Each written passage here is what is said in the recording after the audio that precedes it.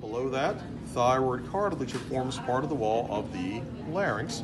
Now you can see one lobe of the thyroid gland. Okay, so let's take off the larynx here.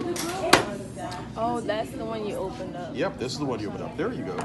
So now you can see a different view here, not as much clutter with numbers and stuff. So again, here is the epiglottis, number 4. Then right here you can see the false and true vocal folds. You know these are true because the white line represents the vocal cords. Okay. Then of course down to here there's more thyroid cartilage and larynx transitions to the trachea here. Right. So let's put this aside. Open this up temporarily now.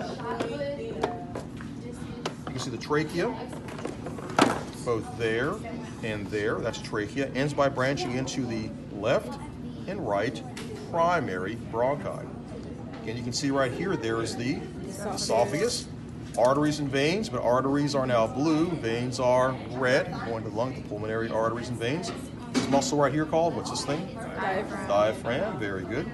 Let's put the lungs back in place now, because we're going to have a right lung and a left lung. Okay, where's the other? There's the other lung. Okay, so right lung we said has 3 lobes, superior, middle, inferior lobes. There are the fissures that separate the lobes, the horizontal and oblique fissure. Left lung just has 2 lobes, superior and inferior, and right here you see the oblique fissure that separates superior and inferior lobes of the lungs. So generally with respiratory structures, I'm going to ask this model, because that's why we have this model, which shows them so well. Okay, let's put everything back in place. The left lung only having 2 lobes. Yep. Does that mean the right lung can hold more oxygen? A little bit more.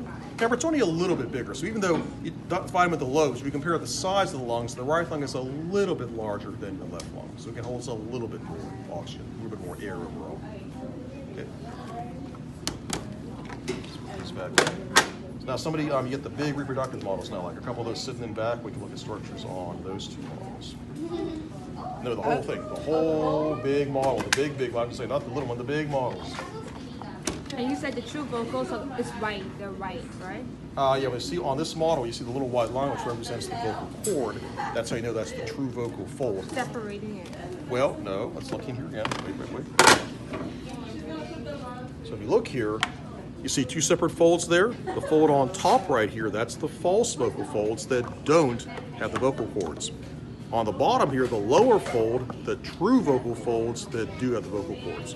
So on an exam, if I had a little sticker pointing to this thing, you could either say vocal cord or true vocal fold. Either of those would be correct.